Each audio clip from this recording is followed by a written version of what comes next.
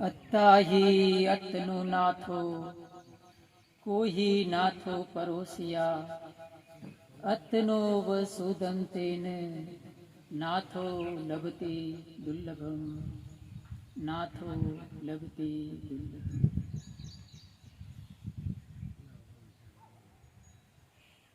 महाकारुणिक भगवान तथागत बुद्ध बोधिसत्व भारत रत्न बाबा साहब भीमराव आम्बेडकर तथा हमारे पूजनीय वंदनीय भिक्षु संघ और श्रद्धावान उपासक उपासिका, आज हम आ गए हैं एक गांव में जिसका नाम है लाखंडाला, और यहाँ का जो गायकवाड़ परिवार है उनकी तरफ से हमें निमंत्रण दिया गया है। तो उनकी तरफ से अच्छा सा खाने पीने रहने का प्रबंध किया और हम इधर आ गए। बहुत ही प्राकृतिक सौंदर्य है आसपास। हम एक जगह खेत में बैठे हैं। इधर एक तरफ बेल की जोड़ी है, दूर दूर तक हरियाली ही हरियाली दिखती है। एक तरफ प्याज का बड़ा बड़ा कंटेनर भरे हैं, दूर तक पहाड़ी दिखती है। सब तरफ बड़ा ही मन को लुभावने वाला दृश्य है। हमारे श्रद्धावान उपासक इधर बैठे हैं और सब माहौल थोड़ा सा बारिश का बन रहा है। आकाश में हल्के हल्के से बादल छाए हैं।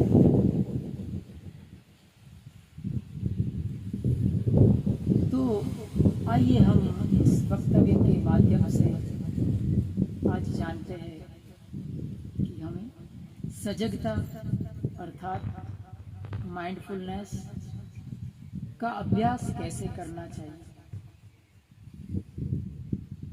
हमारे आसपास एक माहौल बन रहा है। हमारे आसपास बहुत सारी छोटी छोटी घटनाएं बन रही है जिसका हम जानकार हैं। हमारे श्रोतागण में से भी, हमारे दर्शकों में से भी कोई लोग हमारा ये वीडियो देख रहे होंगे। तो कोई हो सकता है ट्रेन में सफ़र करते हुए इस वक्तव्य को सुन रहे होंगे। कोई अपने ड्राइंग रूम में सोफा पर बैठे बैठे इस वक्तव्य को सुन रहे होंगे। हो सकता है कोई बहनें किचन में सब्जी काटते हुए या तो सब्जी बनाते हुए ये वक्तव्य को एंजॉय कर रहे होंगे। हो सकता है कि आप कोई बस में बैठे हैं। इस वीडियो के दौरान आपको आवाज़ बराबर सुनाई नहीं देती है और आप ईयरफोन लगा रहे हैं। दूसरा एक व्यक्ति आपके मोबाइल के अंदर झांक रहा है। वो सोचता है कि आप कोई इंस्टाग्राम का या यूट्यूब का शॉर्ट वीडियो चलाए। हो सकता है कि आप कोई सफ़र में हो, ये वीडियो को एंजॉय कर रहे हो। ये भी हो सकता है कि आप लेटे लेटे इस वीडियो को देख रहे होंगे। तो सजगता अर्थात माइंडफुलनेस क्या है, उसके ऊपर आज हम बात करेंगे। पहले तो समझते हैं कि सजगता और सतर्कता में क्या फर्क है। देखिए साहब, ये जो कैमरा है ना, ये कैमरा बड़ा ही बदतमीज होता है। इंसान को वो मैनिपुलेट करता है। वो इंसान को अपने मुताबिक चलाता है। अच्छे अच्छे लोगों को मेकअप करने के लिए वो मजबूर कर देता है। ये कैमरा है ना साहब, बड़ा ही बदतमीज है। इंसान को वो दम्भी बना देता है, हिपोक्रेट बना देता है। कोशिश करता हूं मैं कि जितना हो सके मैं अपने को जेन्युइन बनाए रखूं, मैं अपने को ओरिजिनल बनाए रखूं, लेकिन फिर भी ये कैमरे की ताकत बहुत ज्यादा है और जाने अनजाने में मैं दम्भी बन ही जाता हूँ। फिर भी मैं कोशिश करता हूँ कि हो सके उतना सजग रहूं। तो जानते हैं कि सजगता और सतर्कता में क्या फर्क है। देखिए साहब, कुछ हम जब भी सजगता की प्रैक्टिस करते हैं, अभ्यास करते हैं, तो हमारे मन में जो भावना होती है वो कुछ ऐसी होती है कि मेरी हर एक क्रिया, मेरा चलना फिरना, उठना बैठना कुछ इस तरह से हो कि मेरे से किसी को हानि ना पहुंचे। यह सजगता अर्थात माइंडफुलनेस का निशानी है। मेरे से किसी भी पशु पक्षी, जीव जंतु, प्राणी, मनुष्य, किसी को भी मन वचन या कर्म से किसी को भी हानि ना हो, ऐसी भावना सजगता की सूचक है। देखिए, ये सजगता है, इसको सजगता कहना भी शायद थोड़ा अस्थाने है। उसको माइंडफुलनेस अर्थात जागृति कह सकते हैं।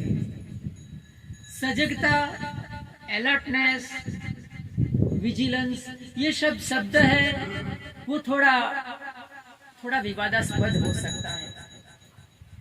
इन शब्दों को सतर्कता के साथ संबंध है और सतर्कता, जो हम सतर्कता की बात करते हैं, वो सतर्कता को सजगता के साथ, माइंडफुलनेस के साथ, जागृति, सती संप्रज्ञान के साथ दूर परे का भी संबंध नहीं है।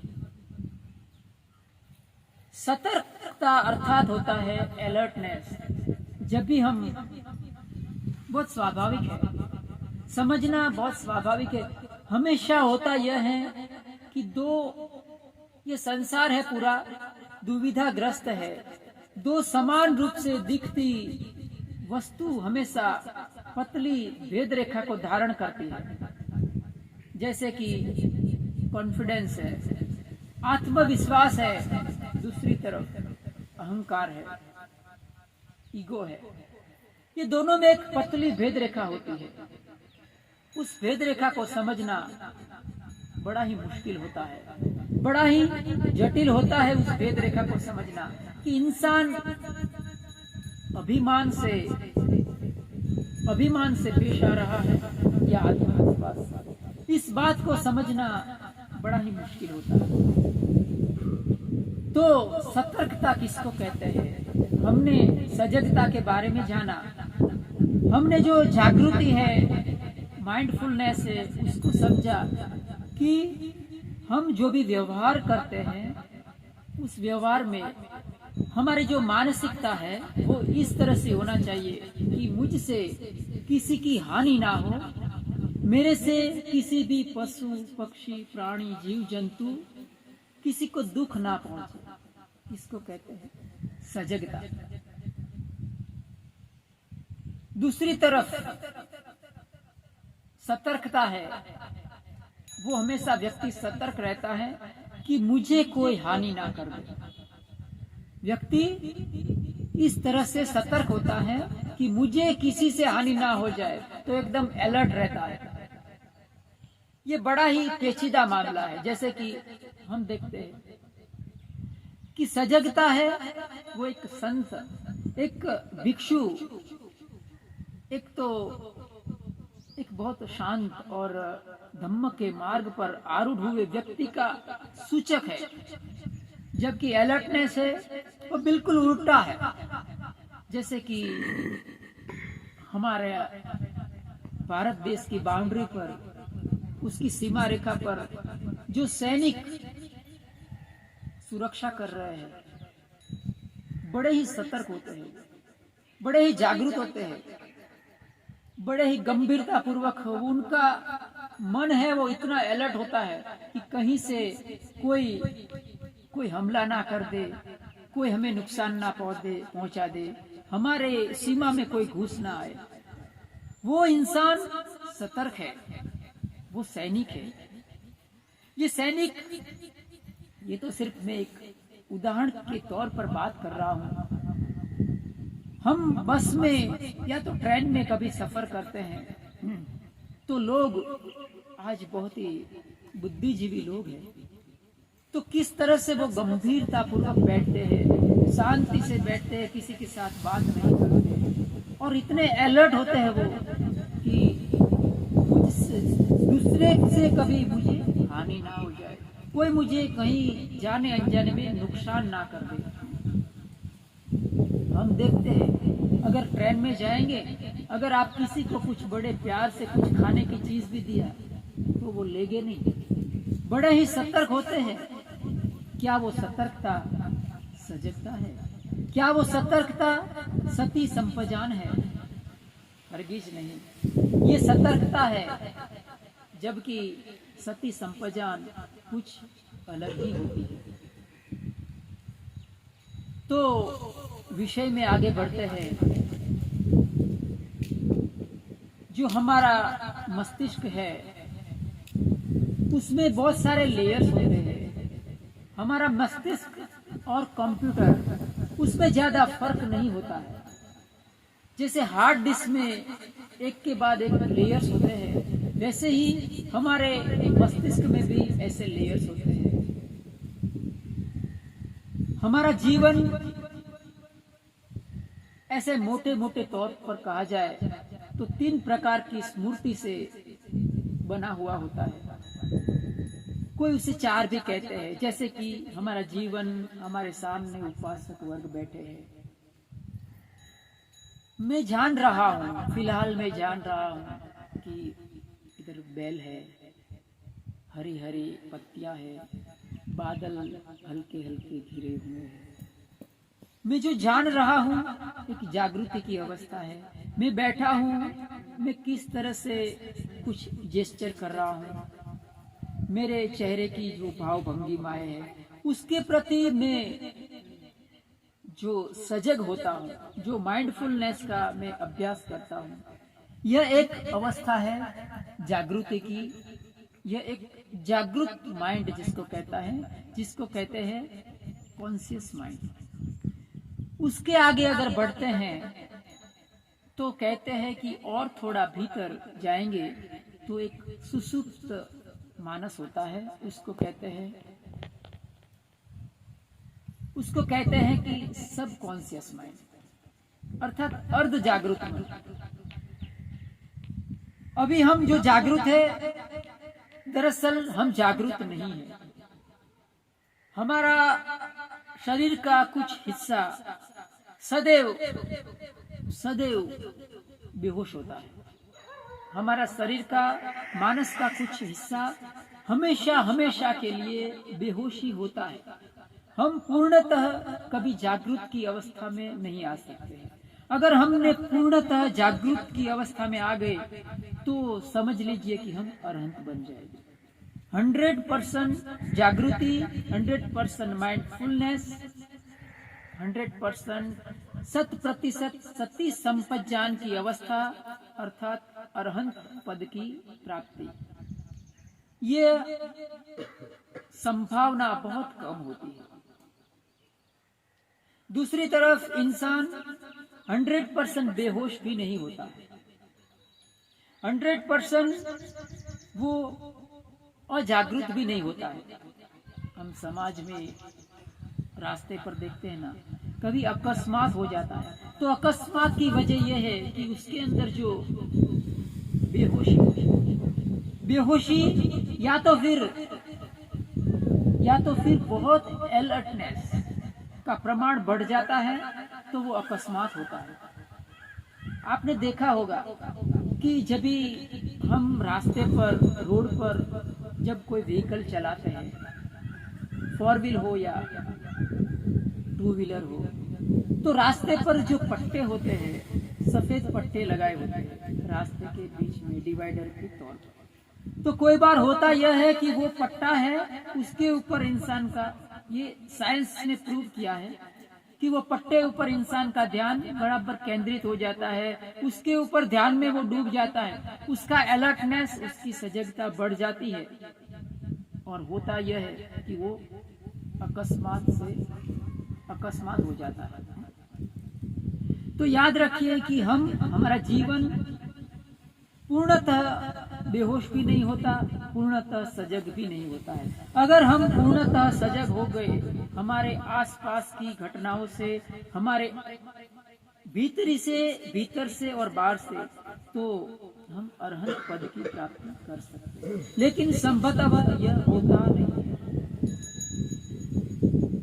तो जो सुसुप्त अवस्था है, जो सबकॉन्शियस माइंड है, उसकी अवस्था दरअसल हम जो सोते हैं, हम जब तंद्रा अवस्था में होते हैं, तो उस वक्त हमारा सुसुप्त माइंड, हमारा अर्ध जागृत मन है, वो कार्यरत हो जाता है।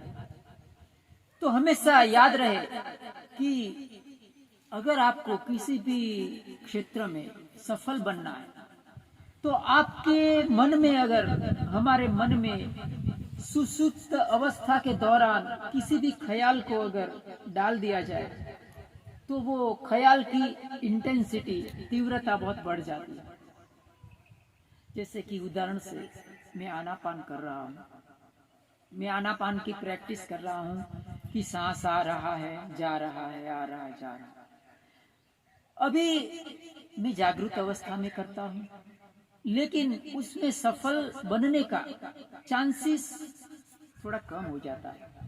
लेकिन अगर मैं यही अभ्यास मैं उस वक्त किया जब भी मुझे थोड़ी थोड़ी निद्रा आ रही है, मैं थोड़ा थोड़ा तंद्रा में हूँ, रात के वक्त सोने से पहले मैं आनापान का अभ्यास करता हूँ, या तो सुबह सुबह जागने के बाद थोड़ा थोड़ा मैं तंद्रा में हूँ और करता हूँ, तो ये आनापान बहुत ही सफल हो जाता है। ये आनापान है वो दूर तक हमारे मानस में प्रवेश कर जाता है और इंसान जल्दी से इसमें सफल बन सकता है। ये सुसुप्त मन की शक्ति है। और भी आगे मन का एक लेयर है, उसको कहते हैं अनकॉन्शियस माइंड, अर्थात अजागृत मन। ये जो वर्गीकरण है किसी भी क्षेत्र में जो वर्गीकरण किया जाता है ना, वो वर्गीकरण दरअसल रियल में नहीं होता है। ये सिर्फ हमारी इंद्रिय है। व्यवहारिक रूप से ये वर्गीकरण समझाने के लिए किया जाता है। एक इंसान दूसरे इंसान को समझाना चाहता है इंद्रिय से, इसीलिए ये सब वर्गीकरण किया जाता है। चाहे कोई भी क्षेत्र का वर्गीकरण हो, जैसे कि 3 डायमेंशन है, ये है, वो है, कोई भी वर्गीकरण व्यवहारिक रूप से ही किया जाता है, उसमें रियलिटी होता नहीं है। बस सेम ही बात ये जागृत मन, अर्ध जागृत मन और जागृत मन में है। एक्चुअली ऐसे कोई लेयर्स है नहीं, लेकिन समझाने के लिए, इंद्रिय को समझाने के लिए इस तरह का वर्गीकरण किया जाता है। तो जो अजागृत मन है, वो कभी जागरूक बनता है। हमने जाना कि जब भी हम तंद्रा अवस्था में होते हैं, तो हमारा मन थोड़ा ज्यादा शक्तिशाली हो जाता है। किसी भी चीज को लेकर वो ज्यादा डेलिकेट हो जाता है, जल्दी से वो ग्रहण कर लेता है और गहराई तक से ग्रहण करता है। जो अजागृत मन है वो इससे भी ज्यादा शक्तिशाली होता है। दरअसल ये अर्ध जागरूक और अजागरूक मन के दौरान इंसान बिल्कुल ही जागरूक होता नहीं है। ये अवस्था हमारी गहरी निद्रा के दौरान आती है। हम जब बहुत गहरी निद्रा में चले जाते हैं, हम बेहोश हो जाते हैं। हमें कुछ भी पता नहीं होता है कि हमारे आसपास क्या घट रहा है। मच्छर काट रहे हैं, कहीं से ध्वनि सुनाई देता है, हमें कुछ भी पता नहीं रहता है। लेकिन हमारा जो अजागरूक मन है उसके ऊपर ये सब कुछ घट रहा है, लेकिन हम बेहोश हैं। अगर ये अजागरूक की अवस्था में भी अगर हम जागरूक हो गए तो बहुत बड़ी बात बन जाती है। अगर कोई गहरी निद्रा में भी जान रहा है कि मैं निद्राग्रस्त हूँ, मैं निद्रा में हूँ, मैं ख्वाब देख रहा हूँ, तो ये बहुत ही ऊंची अवस्था की बात हो जाती है। हमारे दर्शकों में या तो हमारे श्रोतागण में बहुत सारे लोग ऐसे होंगे जिन्होंने विपस्सना साधना का अभ्यास किया होगा। शायद हो सकता है कि उन्होंने कभी ना कभी ऐसा अनुभव किया होगा कि हम एकदम गहरी निद्रा में सोए हुए हैं और हम देखते हैं कि हमें पता भी है कि मैं निद्राग्रस्त हूँ। हम ख्वाब भी देख रहे हैं और हम जानते भी हैं कि हम ख्वाब देख रहे हैं। ये अवस्था बहुत ही दुर्लभ होती है। तो वो जो हमें ख्वाब दिखाई देता है वो बड़ा ही स्पष्ट होता है, एक 3D पिक्चर जैसा वो ख्वाब होता है। ये अजागरूक मन की कमाल है। तो जागृत मन, अर्ध जागृत मन, अजागृत मन, और भी एक लोगों ने एक और भी लेयर बनाया, कहते हैं सुपर कॉन्शियस माइंड, अर्थात समाधिस्थ मन। लेकिन ऐसा कोई वर्गीकरण होता नहीं है। ये सब इंद्रियों के जरिए समझाने के लिए इस तरह का वर्गीकरण किया जाता है। तो जागृति की प्रैक्टिस हमें कैसे करनी चाहिए? मेरा हमारे दर्शकों को, हमारे श्रोतागण को मेरा निवेदन है कि इस वक्तव्य को आप ध्यान से सुनना और अंत तक सुनना। मेरे हर एक वीडियो में, मेरे वक्तव्य में मैं हमेशा चाहता हूँ कि मैं कुछ नई बात आपके सामने पेश करूं, और नई बात लेकर मैं हमेशा आता हूं और मैं हमेशा उसके ऊपर बहुत अध्ययन करता हूं। उसके ऊपर हर एंगल से मैं उसको देखने की कोशिश करता हूं और फिर मैं बात को रजू करता हूं। तो मेरा अनुरोध है कि आप अंत तक बने रहिएगा और उसको समझने की कोशिश करेंगे। तो मुझे यकीन है कि आप धम्म और ध्यान के मार्ग में आप अच्छी सी प्रगति कर सकते हैं। तो हमें जागृति का अभ्यास अर्थात माइंडफुलनेस का अभ्यास कैसे करना चाहिए?